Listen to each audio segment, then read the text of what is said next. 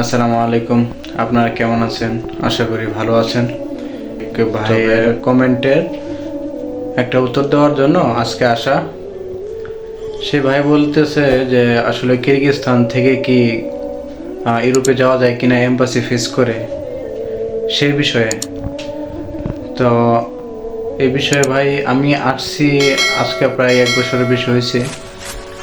আমি যে কটা লোকের কথা শুনছি ইউরোপে যাওয়ার বিষয়ে কথা বললেও, যে আজ পর্যন্ত প্রায় না হলেও প্রায় বেশ অনেক লোকের কথা মুখেই শুনছি যে আপনি ইউরোপে সব কিছু সার্বিয়া লোক নিতেছে, এমনকি পারমিট চলে আসছে, কিন্তু আজ পর্যন্ত এখনও কোনো এম্বাসি ফেস করাইতে পারে নাই। এমনকি ইউরোপের অ্যাভেলেবেল কোনো আর কি এম্বাসি দেশে নাই।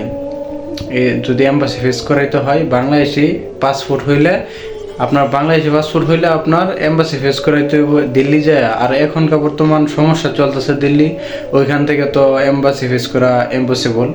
কারণ আমি যেটুকু জানি, আমারও এক পরিচিত এখানে আসছে, আমাদের সাথে কাজ করতেছে, এমন কিছু লোক আসছে কোম্পানি থেকে বের হয়ে চলে আসছে ইউরোপে যাওয়ার জন্য। কিন্তু এখন দালালে বলতেছে যে এখন বাংলাদেশে যায় হেরা, এরপরে আপনার দিল্লিতে নিয়ে যাবে, দিল্লিতে নিয়ে যাওয়ার পরে আপনার এম্বাসি ফেস করাবে, আর এম্বাসি ফেস করানোর পর ওইখান থেকে ডাইরেক্ট পাঠাবে।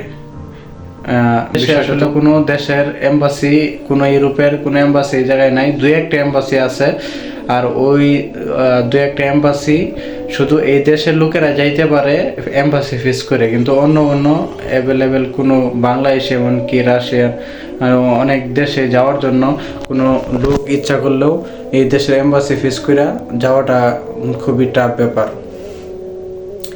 তাই ওই ভাইকে বলবো, ওই ভাইয়ের উদ্দেশ্যে আমি কথাটা বলতেছি যে ভাই, যদি কোনো দালালের মাধ্যমে আপনার বিপদে পড়ে থাকেন, তাহলে আপনার তো বিপদে পড়বেনই, আপনার ফ্যামিলিটাকেও বিপদে ফেলাবেন।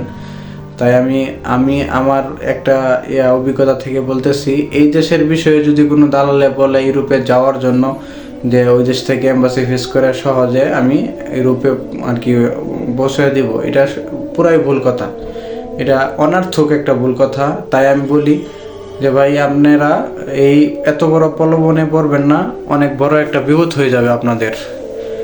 এই বিপদটা শুধু আপনাদের নিজেরই কাঁধে আর কি বহন করে থাকতে হবে, আসলে পারবেন না কিছু বলতে, পারবেন না কিছু করতে। এই দেশে চলে আসার পরে এই দেশে অ্যাভেলেবেল এই দালালে অনেক দালাল যুক্তেছে, এই দেশের ভিসা আপনার সহজে বের হয়ে যায়। তাই আর কি বাংলাদেশ থেকে এই দেশে লোক আনতে খুব সহজে লোক আনতে পারে। তাই আপনার এই দেশে লোক নিয়ে আসে ইউরোপের কথা বলে, আনার পরে আর কোনো কাজ কাম ঠিক মতো দেয় না, আইনা সাইরা দেয়, জার্জির কাজ জার্জি আর কি ভাও করে নিতে হয়। তো এখনকার আপনারা দেখেন আপনারা কি করবেন।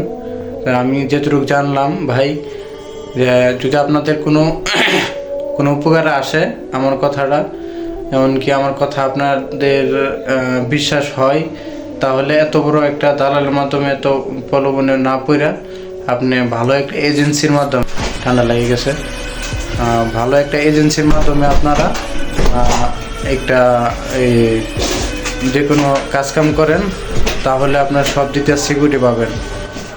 তাই আমি আমার অভিজ্ঞতা থেকে বলতেছি, আপনারা কখনো কোনো লোকের কোনো দালালের প্রলোভনে পড়বেন না। এই দেশে কোনো দালালের প্রলোভনে পড়লে আপনার জীবনটা পুরাই নষ্ট করে দেবে। তাই আমি একটা কথাই বলবো, এই দেশে না আসার। আর এমনকি এই দেশে যদিও আসে, কোনো গার্মেন্টসের কাজ যেন জানা থাকে, অন্তত তার আসল টাকাটা উঠাইতে পারবে 2-3 বছরে, ঠিক আছে, ঘোরার জন্য। যে যার টাকা পয়সার এত একটা প্রয়োজন না থাকে, এমন কোনো লোক আসলে আসতে পারেন, আমি এটাই বলবো। এখন এলা আপনাদের ইচ্ছা, আমি যতটুকু আমার জানা মতোই আমি অতটুকু আপনাদেরকে বললাম। আর এখনকার যদি আমার কথা শুনে যদি আপনাদের কোনো উপকার আসে, তাহলে আমার চ্যানেলটা সাবস্ক্রাইব করে রাখবেন। আর যত রকমের কোনো আপনাদের কোনো থাকলে আমাকে কমেন্ট করতে পারেন, আমি চেষ্টা করব কমেন্টের উত্তর দেওয়ার জন্য। আর আমার সাথে যদি কোনো কিছু বিষয়ে পার্সোনালি কোনো কথা আপনাদের বলা থাকে, তাহলে আমার ফেসবুক লিঙ্ক দেওয়া থাকবে ডিসক্রিপশনে, ওখান থেকে আপনারা আমার সাথে নক দিতে পারেন, এমনকি আমার সাথে ওই মেসেঞ্জার আমাকে ফোন দিতে পারেন। ভালো থাকবেন, আল্লাহ হাফেজ।